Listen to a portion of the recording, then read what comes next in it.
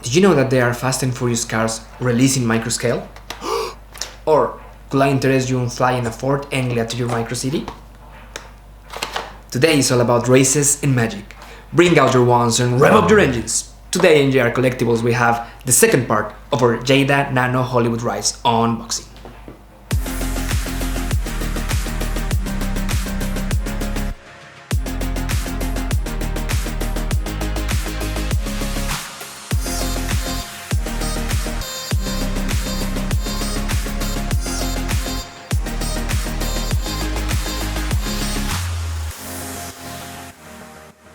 Dude, I almost had you. Hello collectors and welcome back. Today I'll show you another 3 sets that Jada released in 2020. 2 of them are based in the Fast and Furious franchise. And the other one I will say that is a highly unlikely one. And I say so because it's a Harry Potter one. And you will not think Harry Potter is a movie with a lot of vehicles. But Jada somehow managed to find 2 of them. A reminder, Jada made these vehicles in die-cast metal and with a similar size than micro machines. Let's crack them open.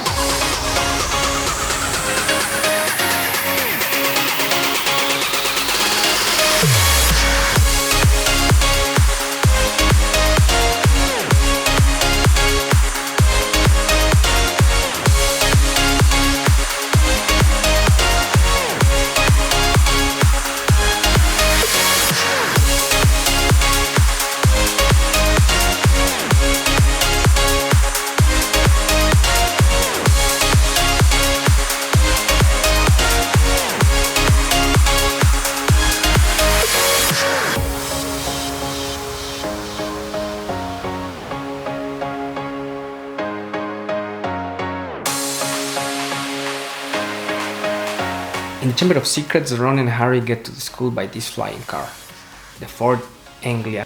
To be honest, it's probably the worst car that I have seen from Jada, a bit out of proportion compared with the others. It does have some details in the taillights, but the front grille is pretty dull, no texture there or in any other part of the car for that matter.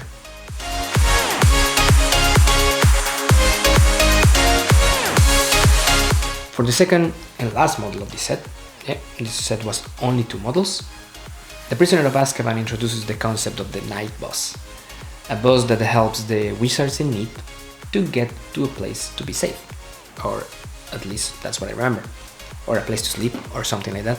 Probably need to watch the movie again. Of course the idea was to make it similar to the classic double-deckers from London, but this one actually looks like it has 3 floors. It goes to all destinations.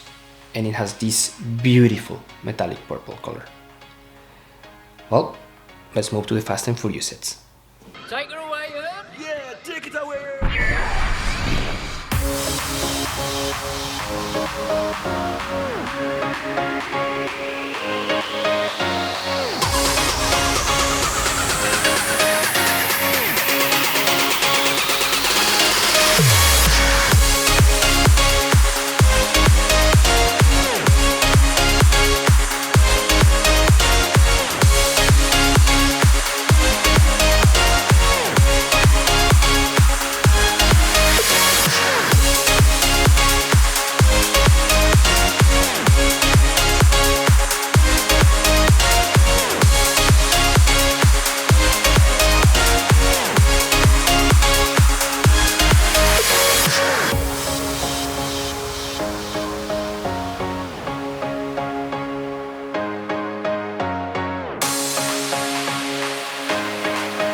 This is a 1969 Dodge Charger Daytona, driven by Dominic Toretto in the 6th movie.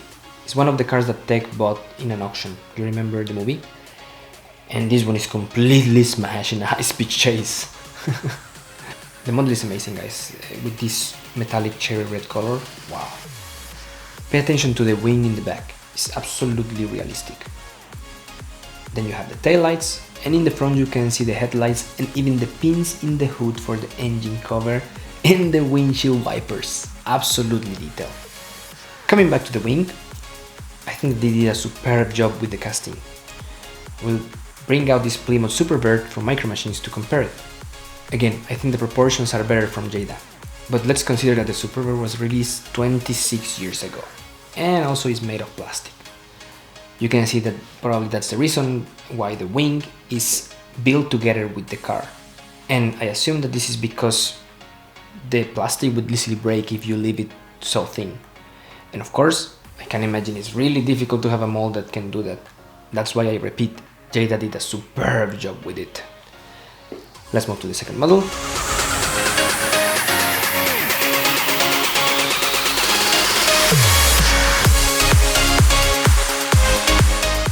And this is the legendary Supra from Brian O'Connor.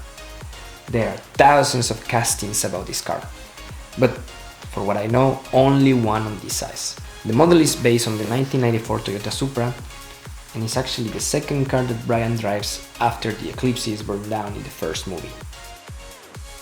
The paint is not as amazingly detailed, but it's good enough. I mean, for the size. Then you see the body kit that is just incredible, with so many details. You can also see the tail lights and the wing painted in silver, and also it has the headlights in the front. It's just super nice. Also, to compare it, I will bring out this Supra from the 90s from Micro Machines, but let's clarify, this one is supposed to be based on the standard Supra, no body kits. I will repeat my comments. Jada made better proportions, but again, consider the time that this vehicle was released, also 26 years ago. And for the third car.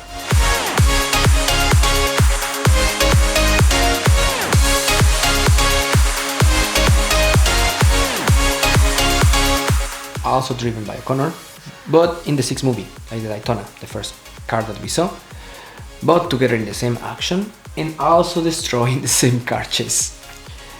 This is based in a 1974 Escort Mark II RS 1600, a really long name.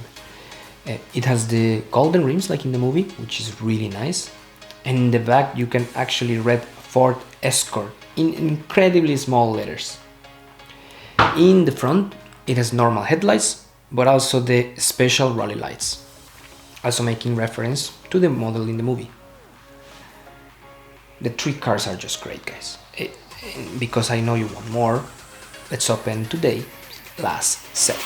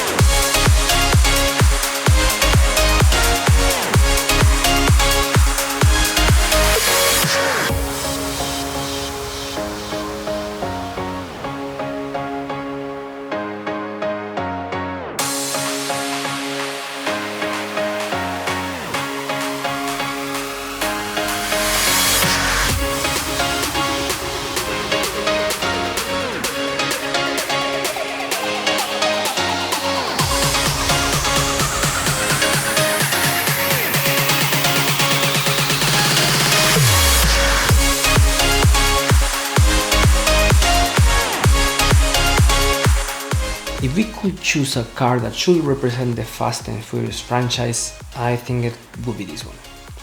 The 1970 Dodge Charger RT. Driven by Dominic Toretto in several movies, but introduced in the original one. You can see the taillights here. You can see the grille in the front, and of course the massive blown up engine in the hood. The shiny black paint makes it look just like in the movie, super beautiful. And if you would like to see it side by side with another Micro Machines, here it is. This is based on the Charger of 1 year before, the 1969. It's a bit lower than other Micro Machines, and it has the split grille because of the year. Let's move to another original.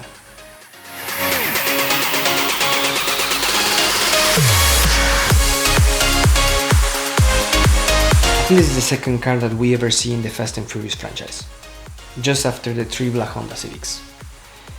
This is the first car that Brian drives, and it gets burns after the first race. For me on this one, the emblematic livery is a lot better than in the Supra. However, it doesn't have taillights. You have headlights, yes, and also details on the hood and on the roof. To finish with the Fast and Furious, we have another classic.